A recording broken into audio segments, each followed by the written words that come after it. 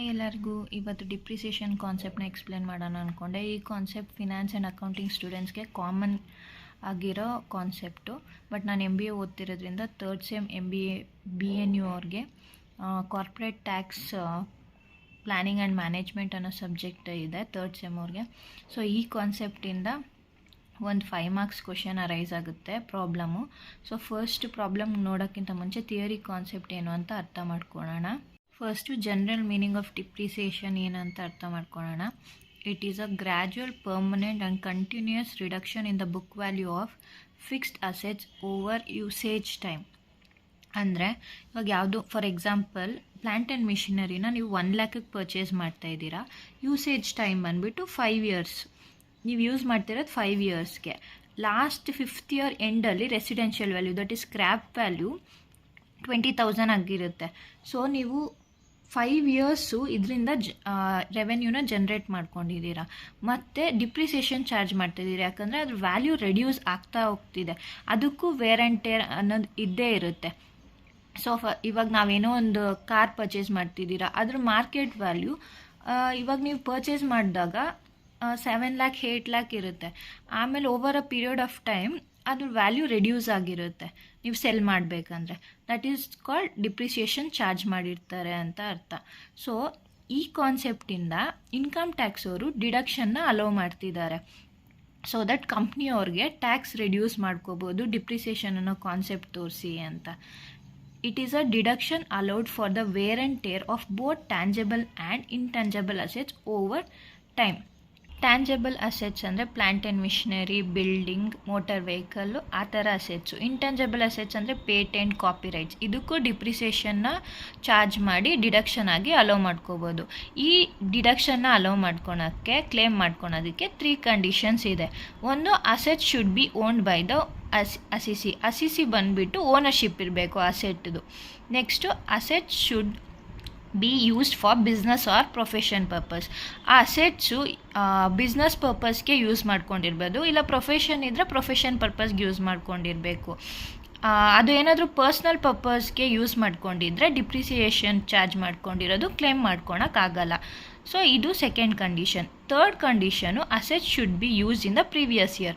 ನೀವು ಅಸೆಸ್ಮೆಂಟ್ ಇಯರಲ್ಲಿ ನೀವು ಚಾರ್ಜ್ ಮಾಡ್ಕೊಳೋದಕ್ಕೆ ನೀವು ತೋರಿಸ್ತಿದ್ದೀರ ಅಂದರೆ ಅಸೆಟ್ ಪುಟ್ಟು ಯೂಸ್ ಬಂದುಬಿಟ್ಟು ಪ್ರೀವಿಯಸ್ ಇಯರಲ್ಲಿ ಆಗಿರಬೇಕು. ಸೊ ಇದು 3 ಕಂಡೀಷನ್ಸ್ ಫುಲ್ಫಿಲ್ ಮಾಡಿದ್ರೆ ನಾವು ಈ ಡಿಪ್ರಿಸಿಯೇಷನ್ನ ಡಿಡಕ್ಷನ್ ಆಗಿ ಅಲೋ ಮಾಡ್ಕೋಬೋದು. ಇನ್ಕಮ್ ಟ್ಯಾಕ್ಸ್ ಆ್ಯಕ್ಟ್ ಪ್ರಕಾರ only WDV method depreciation is allowed for calculating depreciation of taxable income from business or profession. Return down value ಮೆಥಡೇ ಯೂಸ್ ಮಾಡಬೇಕು ನೀವು ಡಿಪ್ರಿಸಿಯೇಷನ್ ಕ್ಲೇಮ್ ಮಾಡೋದಕ್ಕೆ. ಬೇರೆ method like straight line method ಆ ಥರದ್ದೆಲ್ಲ use ಮಾಡೋಕ್ಕೆ ಹೋಗೋದು. ಇದು ಮ್ಯಾಂಡೇಟ್ರಿ WDV ಮೆಥಡೇ ಯೂಸ್ ಮಾಡಬೇಕು. Normal depreciation and additional depreciation ತುಂಬ ಇಂಪಾರ್ಟೆಂಟ್ ಕಾನ್ಸೆಪ್ಟು ಸಮ್ ಮಾಡೋದಕ್ಕೆ. ಫಸ್ಟ್ ಕಂಡೀಷನ್ ಏನಂದರೆ like date of purchase or date of put in to use. So ಇಲ್ಲಿ ಕ್ವಶನ್ಸಲ್ಲಿ date of purchase or date of put in to use ಕೊಟ್ಟಿರ್ತಾರೆ. Main date of put in to use ಅಂತ ಕೊಟ್ಟಿದ್ದರೆ ನೀವು ಇದನ್ನೇ consider ಮಾಡಬೇಕು. ಯಾಕಂದರೆ ನಮಗೆ ಬೇಕಾಗಿರೋದು ಆ ಫರ್ನಿಚರ್ ಆರ್ ಮೆಷಿನರಿ ಯಾವಾಗ ಯೂಸ್ ಮಾಡ್ತಿದ್ದಾರೋ ಆ ಪೀರಿಯಡಿಂದ ನಾವು ಡಿಪ್ರಿಸಿಯೇಷನ್ ಕ್ಯಾಲ್ಕುಲೇಟ್ ಮಾಡಬೇಕಾಗುತ್ತೆ. ಅಕಸ್ಮಾತ್ ಏನಾದರೂ date of put into use ಕೊಟ್ಟಿಲ್ಲ ಅಂದರೆ ಡೇಟ್ ಆಫ್ ಪರ್ಚೇಸ್ ಮಾತ್ರ ಕೊಟ್ಟಿದ್ರೆ ನಾವು ಅಸಂಪ್ಷನ್ ಮಾಡ್ಕೋತೀರಿ ದಟ್ ಈ ಯಾವಾಗ ಪರ್ಚೇಸ್ ಮಾಡಿದಾರೋ ಆವಾಗಲೇ ಯೂಸ್ ಮಾಡ್ತಿದ್ದಾರೆ ಅಂತ ಅಸ್ಯೂಮ್ ಮಾಡಿಕೊಂಡು ನಾವು ಡೇಟ್ ಆಫ್ ಪರ್ಚೇಸ್ ಡೇಟ್ನೇ ಕನ್ಸಿಡರ್ ಮಾಡ್ತೀರಿ. ಏನಾದರೂ date of put in to ಯೂಸ್ನ ಏನಾದರೂ ಮೆನ್ಷನ್ ಮಾಡಿದರೆ ನೀವು ಇದೇ ಡೇಟ್ನ ಕನ್ಸಿಡರ್ ಮಾಡಿಕೊಂಡು ಡಿಪ್ರಿಸಿಯೇಷನ್ನ ಕ್ಯಾಲ್ಕುಲೇಟ್ ಮಾಡಬೇಕಾಗುತ್ತೆ. ನಾರ್ಮಲ್ ಡಿಪ್ರಿಸಿಯೇಷನ್ ಬಂದುಬಿಟ್ಟು ಯಾವುದೇ asset like fixed asset, non current asset ಈ ಪ್ರೀವಿಯಸ್ ಇಯರಲ್ಲಿ ಯೂಸ್ ಮಾಡ್ತಿದ್ದಾರೆ ಅಂದರೆ ನಾವು ನಾರ್ಮಲ್ ಡಿಪ್ರಿಸಿಯೇಷನ್ ಚಾರ್ಜ್ ಮಾಡ್ಬೋದು. ಸೆಕೆಂಡ್ ಪಾಯಿಂಟ್ ಏನಂದರೆ ಇದು ಇಂಪಾರ್ಟೆಂಟು, ಇದು ಅಡಿಷ್ನಲ್ ಡಿಪ್ರಿಸಿಯೇಷನಲ್ಲೂ ಬರುತ್ತೆ, ನಾರ್ಮಲ್ ಡಿಪ್ರಿಸಿಯೇಷನಲ್ಲೂ ಬರುತ್ತೆ. ಸೊ ನೀವು ನಾರ್ಮಲ್ ಡಿಪ್ರಿಸಿಯೇಷನ್ ಪರ್ಸೆಂಟೇಜ್ ಕೊಟ್ಟಿರ್ತಾರಲ್ವ, ಆ ಪರ್ಸೆಂಟೇಜು ನಾವು ಫುಲ್ ಪರ್ಸೆಂಟೇಜ್ ತೊಗೋಬೇಕಾ ಇಲ್ಲಾಂದರೆ ಹಾಫ್ ತೊಗೋಬೇಕಾ ಅಂದ್ಬಿಟ್ಟು ಡಿಸೈಡ್ ಮಾಡೋದೆ ಈ less than 180 days and more than 180 days.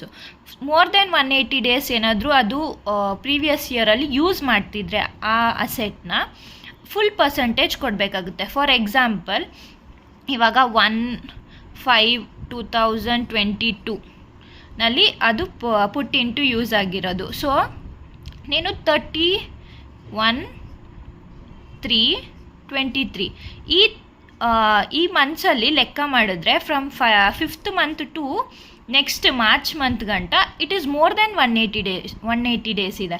So ನೀನು ಫುಲ್ ಪರ್ಸೆಂಟೇಜ್ ಚಾರ್ಜ್ ಮಾಡ್ಬೋದು. Like if it is plant and ಮಿಷನರಿಗೆ 15% ಇದ್ದರೆ ನೀನು 50% ಫುಲ್ ಚಾರ್ಜ್ ಮಾಡ್ಬೋದು. ಬಟ್ ಏನಾದರೂ ಇದು ಲೆಸ್ ದೆನ್ 180 ಡೇಸ್ ಇದ್ದರೆ, ಲೈಕ್ ಫಾರ್ ಎಕ್ಸಾಂಪಲ್ 1/12/2022 ಟು 31/3/23 ಲೆಕ್ಕ ಮಾಡಿದ್ರೆ ಇವಾಗ 12 ಮಂತ್ ಅಂದರೆ ಡಿಸೆಂಬರ್ ಮಂತ್ ಅಂದರೆ 30 ಡೇಸ್, ದೆನ್ ನೆಕ್ಸ್ಟ್ 3ಅಲ್ಲಿ 30 ಡೇಸ್ ಅಂದರೆ 90 + 120 ಡೇಸ್ ಆಗುತ್ತೆ. So it is less than 180 days. So ಇದಕ್ಕೆ 15% ಇಂಟು ಹಾಫ್ ತೊಗೋಬೇಕು, ಹಾಫ್ನ ಚಾರ್ಜ್ ಮಾಡಬೇಕಾಗುತ್ತೆ ನಾವು. ಸೊ ಇದು ಡೇಸಲ್ಲಿ ತುಂಬ ಕೇರ್ಫುಲ್ಲಾಗಿ ನೋಡ್ಕೋಬೇಕು. ಅಕಸ್ಮಾತ್ ಏನಾದರೂ date of put into use ಕೊಟ್ಟಿದ್ರೆ ಅದನ್ನು ಕನ್ಸಿಡರ್ ಮಾಡ್ತೀರಾ. ಏನಾದರೂ ಪುಟ್ ಇಂಟು ಯೂಸ್ನ ಕೊಟ್ಟಿಲ್ಲ ಅಂದರೆ ಕ್ವಶನಲ್ಲಿ ಮಾತ್ರ ನಾವು ಡೇಟ್ ಆಫ್ ಪರ್ಚೇಸ್ನ ಕನ್ಸಿಡರ್ ಮಾಡಿಕೊಂಡು ಇಟ್ ಈಸ್ ಲೆಸ್ ದೆನ್ 180 ಡೇಸಾ ಮೋರ್ ದೆನ್ 180 ಡೇಸ್ನ ಅಂತ ಕನ್ಸಿಡರ್ ಮಾಡಿಕೊಂಡು ಫುಲ್ ಪರ್ಸೆಂಟೇಜ್ ಚಾರ್ಜ್ ಮಾಡಬೇಕಾ ಹಾಫ್ ಪರ್ಸೆಂಟೇಜ್ ಚಾರ್ಜ್ ಮಾಡಬೇಕಾ ಅಂದ್ಕೊಂಡು ಕ್ಯಾಲ್ಕುಲೇಷನ್ ಕೊಡಬೇಕಾಗುತ್ತೆ. ಸೊ ಇದು ಬಂದುಬಿಟ್ಟು normal depreciation all types of fixed ಅಸೆಟ್ಗೆ ಅಲೋ ಮಾಡ್ತಿದ್ದಾರೆ. ಸೊ ಇದು normal depreciation concept. Next additional ಡಿಪ್ರಿಸಿಯೇಷನ್ಗೆ ಬಂದರೆ, ಅಡಿಷ್ನಲ್ ಡಿಪ್ರಿಸಿಯೇಷನ್ ಬರೀ ಅಲೋ ಮಾಡೋದು actively used in production can be charged. ಬರೀ ಪ್ರೊಡಕ್ಷನಲ್ಲಿ ಮಾತ್ರ ಅಸೆಟ್ನ ಯೂಸ್ ಮಾಡ್ತಿದೆ, ಅದು ಆ್ಯಕ್ಟಿವ್ಲಿ ಪ್ರೀವಿಯಸ್ ಇಯರಲ್ಲಿ ಯೂಸ್ ಮಾಡ್ತಿದ್ರೆ ಮಾತ್ರ ನಾವು ಅಡಿಷ್ನಲ್ ಡಿಪ್ರಿಸಿಯೇಷನ್ ಕೊಡ್ತೀರಿ. ಫಾರ್ ಎಕ್ಸಾಂಪಲ್ ಏನಾದರೂ ಆಫೀಸಲ್ಲಿ ಯೂಸ್ ಮಾಡ್ತಿದ್ರೆ ಇಲ್ಲಾಂದರೆ ಬೇರೆ ಪರ್ಪಸ್ಗೆ ಯೂಸ್ ಮಾಡ್ತಿದ್ರೆ ಅಡಿಷ್ನಲ್ ಡಿಪ್ರಿಸಿಯೇಷನ್ ನಾವು ಕೊಡಲ್ಲ. ಸೊ ಪ್ಲಾಂಟ್ ಆ್ಯಂಡ್ ಮಿಷನರಿಗೆ 20% is fixed from income tax act. ಇದರಲ್ಲೂ ಅಷ್ಟೇ ಲೆಸ್ ದೆನ್ 180 ಡೇಸ್ಗೆ ಪರ್ಚೇಸ್ ಮಾಡಿದಾರಾ ಮೋರ್ ದೆನ್ 180 ಡೇಸ್ಗೆ ಪರ್ಚೇಸ್ ಮಾಡಿದಾರಾ ಅಂತ ನೋಡಿಕೊಂಡು ಅಡಿಷ್ನಲ್ ಡಿಪ್ರಿಸಿಯೇಷನ್ನ ಕೊಡ್ತೀರಿ. ಸೊ ಇದು ನಾರ್ಮಲ್ ಡಿಪ್ರಿಸಿಯೇಷನ್ ಬಂದುಬಿಟ್ಟು ನಾವು ಪರ್ಚೇಸ್ ಮಾಡಿರೋ ಅಸೆಟ್ಗೂ ಕೂಡ ಡಿಪ್ರಿಸಿಯೇಟ್ ಕ್ಯಾಲ್ಕುಲೇಟ್ ಮಾಡ್ತೀರಿ. ಮತ್ತು ಮುಂಚೆ ನಮ್ಮ ಹತ್ರ ಪ್ರೀವಿಯಸ್ ಯಾವುದ್ಯಾವುದು ರಿಮೇನಿಂಗ್ ಅಸೆಟ್ ಇತ್ತೋ ಫಿಕ್ಸ್ಡ್ ಅಸೆಟ್ಟು ಅದಕ್ಕೂ ಸೇರಿಸಿ ನಾರ್ಮಲ್ ಡಿಪ್ರಿಸಿಯೇಷನ್ ಚಾರ್ಜ್ ಮಾಡ್ತೀರಿ. ಬಟ್ ಅಡಿಷ್ನಲ್ ಡಿಪ್ರಿಸಿಯೇಷನ್ ಬಂದುಬಿಟ್ಟು ನೀನು ಏನು ಪರ್ಚೇಸ್ ಮಾಡ್ತಿದ್ಯಾ ಆ ಅಸೆಟ್ಟಿಗೆ ಮಾತ್ರ ನಮಗೆ ಅಡಿಷ್ನಲ್ ಡಿಪ್ರಿಸಿಯೇಷನನ್ನು ಕ್ಯಾಲ್ಕುಲೇಟ್ ಮಾಡೋದು ನಾವು. ಸೊ ಕೇರ್ಫುಲ್ಲಾಗಿ ಡೇಟ್ಸ್ನ ನೋಡ್ಕೊಳ್ಳಿ.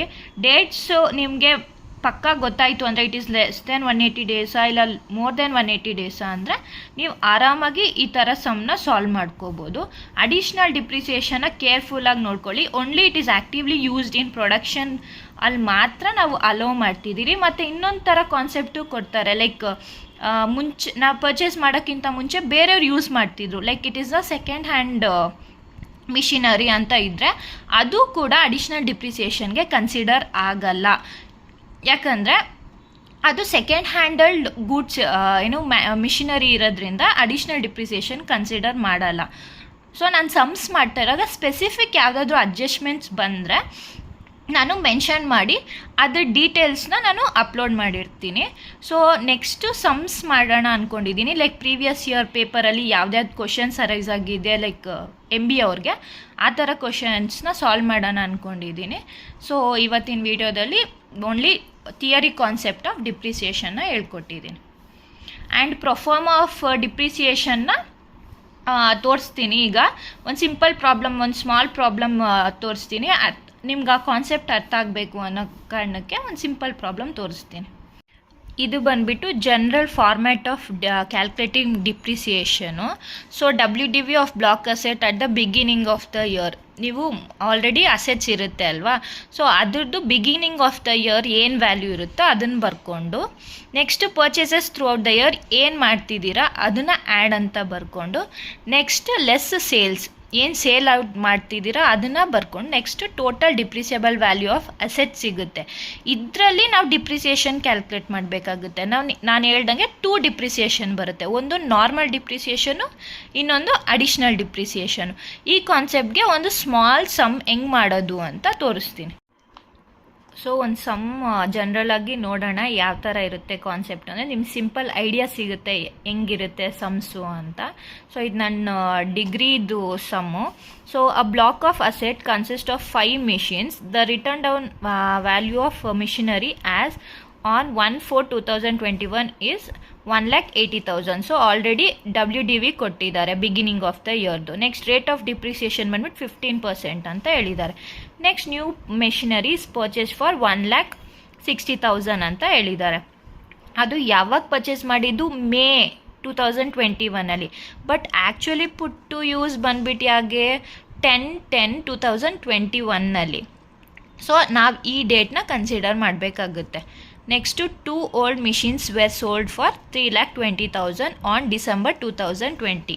So calculate depreciation. ನಾವು ಇದು ಯಾವಾಗ ಸೇಲ್ ಆಗ್ತಿದೆ ಅದ್ರ ಡೇಟ್ ಏನು ಅವಶ್ಯಕತೆ ಇಲ್ಲ, ಜಸ್ಟ್ ಅಮೌಂಟ್ನ ನಾವು ಡಿಡಕ್ಟ್ ಮಾಡಬೇಕಾಗುತ್ತೆ ಅಷ್ಟೇ. ಸೊ ಡೇಟ್ ಏನು ಕನ್ಸಿಡರ್ ಆಗೋಲ್ಲ ಸೇಲ್ ಮಾಡಿದ್ದಕ್ಕೆ, ಯಾಕಂದರೆ ಅದಕ್ಕೆ ಡಿಪ್ರಿಸಿಯೇಷನ್ ಏನು ಚಾರ್ಜ್ ಮಾಡ್ತೀರಾ, ಆ ಮಿಷಿನರಿ ಆಚೆ ಹೋಗ್ತಿದೆ. ಸೊ ಅದಕ್ಕೇನು ಡೇಟ್ ಕನ್ಸಿಡರ್ ಮಾಡೋಲ್ಲ. ಈಗ ಸೊಲ್ಯೂಷನ್ ಹೆಂಗೆ ಮಾಡೋದು ಅಂತ ನೋಡೋಣ.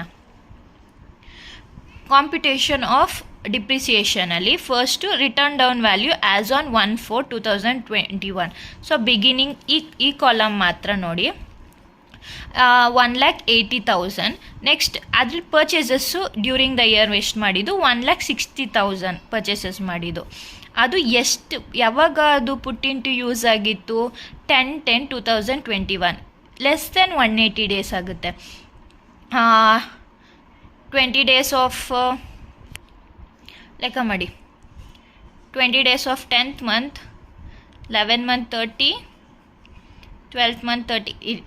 ಲೈಕ್ ನಾರ್ಮಲಿ ಲೆಕ್ಕ ಮಾಡಿದ್ರೆ 6 months ಇಲ್ಲ ಅಂದರೆ ಅದು ಆಬ್ವಿಯಸ್ಸು ಲೆಸ್ ದೆನ್ 180 ಡೇಸೇ. 6 monthsಗೆ ಎಷ್ಟಾಗುತ್ತೆ? 6 × 3 ಮಾಡಿದ್ರೆ 180 ಡೇಸ್ ಆಗುತ್ತೆ.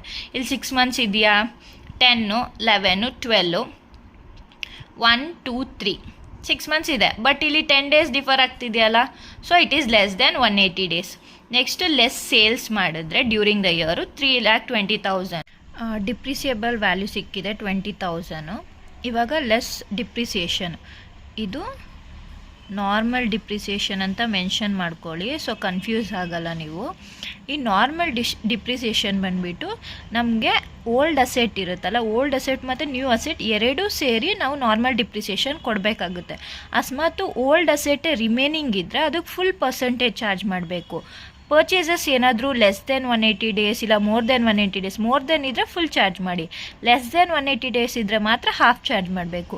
ಇಲ್ಲಿರೋ ಸಮ್ಮಲ್ಲಿ ಏನಾಗ್ತಿದೆ? 1,80,000 ಇದೆ, 1,60,000 ಇದೆ, ಅದರಲ್ಲಿ 3,20,000 ಅಂದರೆ 3,40,000 ಆಯಿತು. 3,20,000 ಸೇಲ್ ಮಾಡ್ತಿದ್ದಾರೆ. ಸೊ ರಿಮೈನಿಂಗ್ ಇರೋದೇ 20. ಈ 20 ಬಂದುಬಿಟ್ಟು ನಾವು ಪರ್ಚೇಸ್ ಮಾಡಿರ್ತೀರಲ್ಲ, ಇದರಲ್ಲಿ ರಿಮೈನಿಂಗ್ ಇರುತ್ತೆ. ಇದು ಸೋಲ್ಡ್ ಔಟ್ ಆಗಿದೆ ಅಂತ, ಕಂಪ್ಲೀಟ್ ಸೋಲ್ಡ್ ಔಟ್ ಆಗಿದೆ. ಇದರಲ್ಲಿ ಮಾತ್ರ 20,000 ಮಾತ್ರ ರಿಮೈನ್ ಇದೆ. ಸೊ ನಾರ್ಮಲ್ ಡಿಪ್ರಿಸಿಯೇಷನ್ ನಾವೇನು ಮಾಡ್ಕೋಬೇಕು?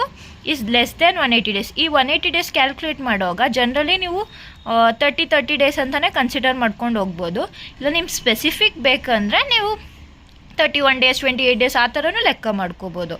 ಬಟ್ ನಾನಿಲ್ಲಿ ಜನರಲಾಗಿ 30 ಡೇಸ್ ಆ ಥರ ಕನ್ಸಿಡರ್ ಮಾಡಿದ್ದೀನಿ ಪರ್ ಮಂತು. ಸೊ ಇಲ್ಲಿ ಡಿಪ್ರಿಸಿಯೇಷನ್ ಚಾರ್ಜ್ ಮಾಡಬೇಕಾದ್ರೆ ಲೆಸ್ ದೆನ್ 180 ಡೇಸ್ ಇದೆ ನಮ್ಮ ಕ್ವಶನಲ್ಲಿ. ಸೊ ರಿಮೈನಿಂಗ್ ಅಸೆಟ್ಟು ಪರ್ಚೇಸಸ್ ಅಂತ ಕನ್ಸಿಡರ್ ಮಾಡಿಕೊಂಡು ನಾವು ಹಾಫ್ ಚಾರ್ಜ್ ಮಾಡ್ಕೊಂಡಿದ್ದೀರಿ. ಫಾರ್ ಎಕ್ಸಾಂಪಲ್ ಇಲ್ಲಿ ಏನಾದರೂ 1,80,000 ಇದೆ, ಇಲ್ಲಿ 1,60,000 ಇದೆ, ದಟ್ ಈಸ್ 3,40,000.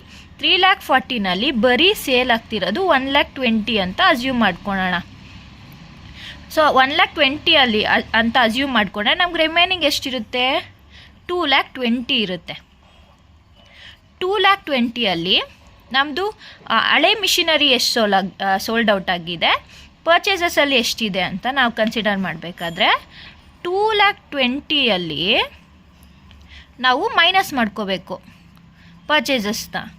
ಪರ್ಚೇಸಸ್ನ ಮೈನಸ್ ಮಾಡಿಕೊಂಡ್ರೆ ಎಷ್ಟು ಮಿಗುಳುತ್ತೆ? 60,000 ಮಿಗುತ್ತೆ. ಈ 60,000ಗೆ ನಾವು ಫುಲ್ ಪರ್ಸೆಂಟೇಜ್ ಅಂದರೆ ಈ 60,000 ಬಂದ್ಬಿಟ್ಟು ಹಳೆ ಮಿಷಿನರಿ ಅಂತ ಕನ್ಸಿಡರ್ ಮಾಡಿ ಅದಕ್ಕೆ ಫುಲ್ ಪರ್ಸೆಂಟೇಜ್ ಚಾರ್ಜ್ ಮಾಡಬೇಕಾಗುತ್ತೆ. ಇನ್ನು ರಿಮೈನಿಂಗ್ 1,60,000ಗೆ ಮಾತ್ರ 0.5% ಚಾರ್ಜ್ ಮಾಡಬೇಕಾಗುತ್ತೆ. ಸೊ ನಾರ್ಮಲ್ ಡಿಪ್ರಿಸಿಯೇಷನು ಈ ಥರ ಮಾಡೋದು. ನೆಕ್ಸ್ಟ್ ಅಡಿಷ್ನಲ್ ಡಿಪ್ರಿಸಿಯೇಷನ್ಗೆ ಬಂದರೆ ಅಡಿಷ್ನಲ್ ಡಿಪ್ರಿಸಿಯೇಷನ್ ನಾನು ಹೇಳ್ದಂಗೆ ಓನ್ಲಿ ಪರ್ಚೇಸಸ್ ಮೇಲೆ ಮಾಡ್ತಿದ್ದೀರಿ. ಸೊ ಪರ್ಚೇಸಸ್ ಎಷ್ಟು 1,60,000 ಮತ್ತು 180 ಡೇಸ್ಗಿಂತ ಲೆಸ್ ಇದೆ.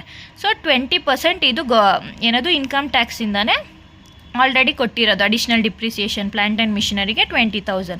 ಸೊ ಮತ್ತು ಲೆಸ್ ದೆನ್ ಇರೋದಕ್ಕೆ ಹಾಫ್ ತೊಗೊಂಡು ಮಾಡಿದ್ರೆ ನಮಗೆ 16,000 ಬರುತ್ತೆ. ಲೆಸ್ ಮಾಡಿದ್ರೆ ನಮ್ಗೆ written down value as on 31/3/2022 ಸಿಗುತ್ತೆ. ದಟ್ ಈಸ್ 2,500 ಮಾತ್ರ ಇರೋದು ಅಂತ. ಸೊ ಈ ಕಾಲಮ್ ಮಾತ್ರ ಕನ್ಸಿಡರ್ ಮಾಡಿ. ಈ TR ಇದು ಡಿಗ್ರಿ ಬುಕ್ ಆಗಿರೋದ್ರಿಂದ ನಮ್ಮದು ATR ಇತ್ತು ಆಗ, ಬಟ್ ನಮಗೀಗ ಬರೀ ETR ಇದ್ದರೆ ಮಾತ್ರ ಸಾಕು. ಸೊ ಇದು ಬಂದುಬಿಟ್ಟು ಓವರಾಲ್ ಸಿಂಪಲ್ ಸಮ್ಮು. ನೆಕ್ಸ್ಟ್ ವೀಡಿಯೋಸಲ್ಲಿ ಪ್ರೀವಿಯಸ್ ಇಯರ್ ಕ್ವಶನ್ ಪೇಪರ್ದು ಸಾಲ್ವ್ ಮಾಡಿ ಅಪ್ಲೋಡ್ ಮಾಡ್ತೀರಿ. ಇಷ್ಟೇ ಇದು ಡಿಪ್ರಿಸಿಯೇಷನ್ ಕಾನ್ಸೆಪ್ಟ್ದು.